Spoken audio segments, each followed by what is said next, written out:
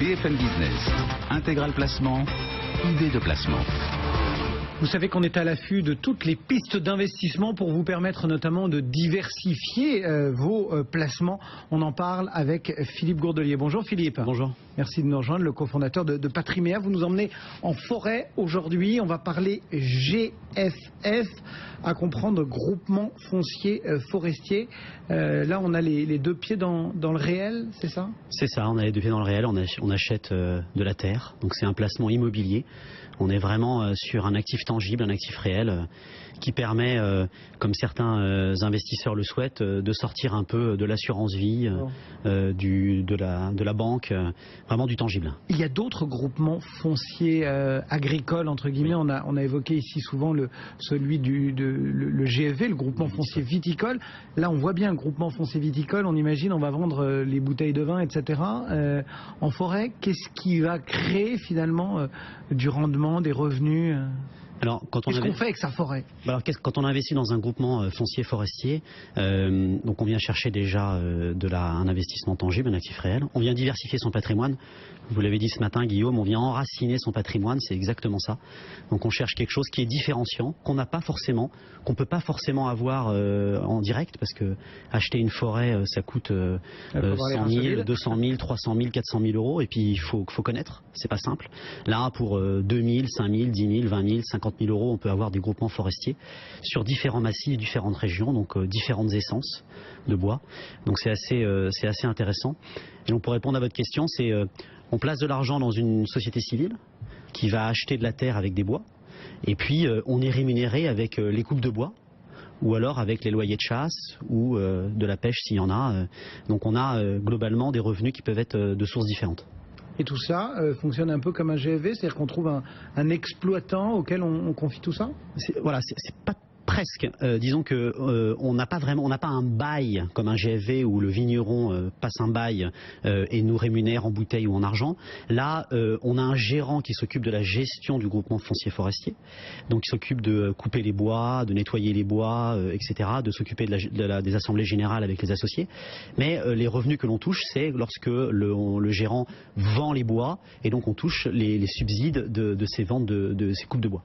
Quels sont les autres arguments? Ce que vous nous avez dit, effectivement, c'est tangible, on imagine assez nettement que ce soit écolo dans l'air du temps. Qu'est-ce qu'il y a d'autre comme argument que l'on peut donner à nos auditeurs, à nos téléspectateurs pour un petit peu booster cet investissement dans la forêt? Alors il ne faut pas s'en cacher, les investisseurs, lorsqu'ils viennent acheter des parts de groupements fonciers forestiers, c'est pour les avantages fiscaux et de transmission. D'accord. On est en plein dedans à l'heure actuelle, puisque c'est la période pour réduire ses impôts. Il y a deux avantages fiscaux. L'avantage à l'impôt sur le revenu. On a 18% d'avantage à l'impôt sur le revenu lorsqu'on investit. L'année de la souscription, c'est du one-shot. Donc vous mettez 10 000 euros, vous êtes marié, vous avez 1 800 euros de réduction d'impôt.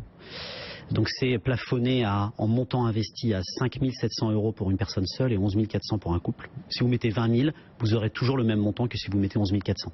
Donc 2052. Et puis il y a d'autres avantages qui font que le groupement forestier, c'est, je pense, un outil de défiscalisation optimum.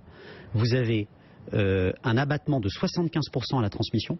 Donc quelqu'un qui a par exemple tous ses contrats d'assurance vie qui sont remplis, qui a 72 ans, il se dit bah voilà, j'ai 100 000 euros je voudrais donner 100 000 euros à mes enfants. Quelle solution je peux trouver pour réduire l'impact fiscal, voilà. Eh bien, s'il attend 2 ans, il ne va pas payer ses droits de donation sur 100 000 euros, mais sur 25 000. Il aura 75% d'abattement. C'est énorme. Pas mal. Ouais. Pas mal. Et enfin pour l'ISF, puisque les groupements forestiers, à contrario des groupements fonciers agricoles ou viticoles, sont éligibles à la loi TEPA. Ce qui veut donc dire que certains, lorsqu'ils sont en création, peuvent bénéficier de 50% de réduction ISF. Vous mettez 10 000 euros, vous avez 5 000 euros de réduction ISF. Bon, alors ça peut paraître rassurant, hein, vous le disiez, pour la transmission, d'un point de vue fiscal, c'est rentable, un investissement forestier, très bien, sauf que s'il y a une tempête par exemple, et que la moitié de ma parcelle est par terre, quelles sont mes garanties? Ça reste un actif quand même risqué. Oui, alors c'est pour ça qu'il y a deux choses. Ce qui est intéressant, c'est d'investir dans un groupement forestier qui est multi-zone géographique.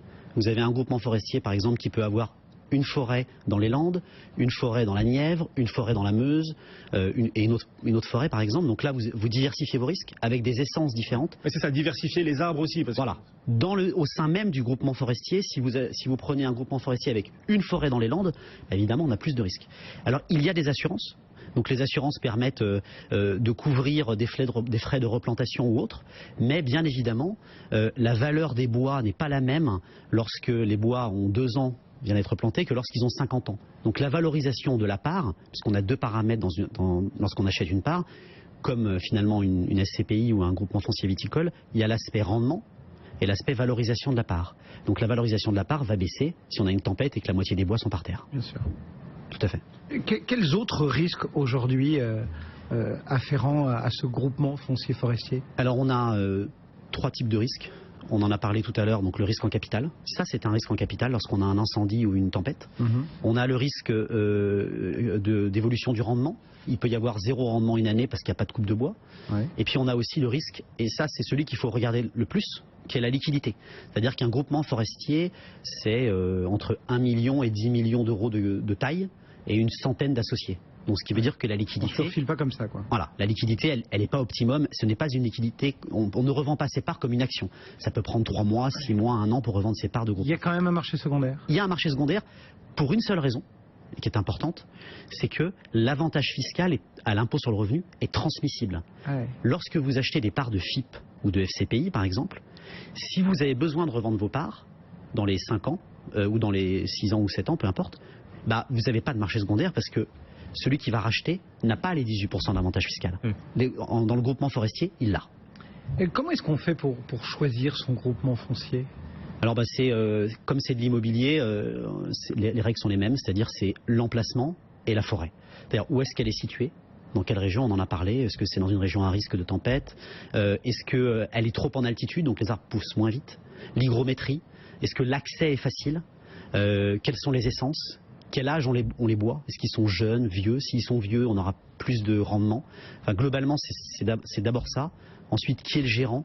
J'aime bien avoir des gérants qui ont de l'expérience, qui peuvent vous dire voilà, on sait qui ils sont, on sait quelle est leur réputation, est-ce qu'ils gèrent bien, est-ce qu'ils ont une bonne qualité de gestion. Tout ça, ça fait qu'on a un certain nombre de critères.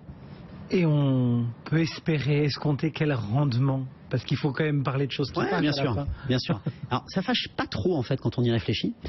Pourquoi? Parce que le rendement de la forêt, on va dire, ça va être, on entend tout le temps que c'est entre 1 et 2%, ce qui est le cas pour les groupements forestiers. Mais il ne faut pas oublier que c'est du net.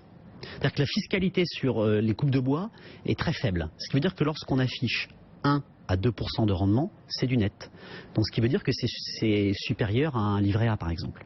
Donc c'est pas forcément ce que viennent rechercher les investisseurs, le rendement, mais ça en fait partie.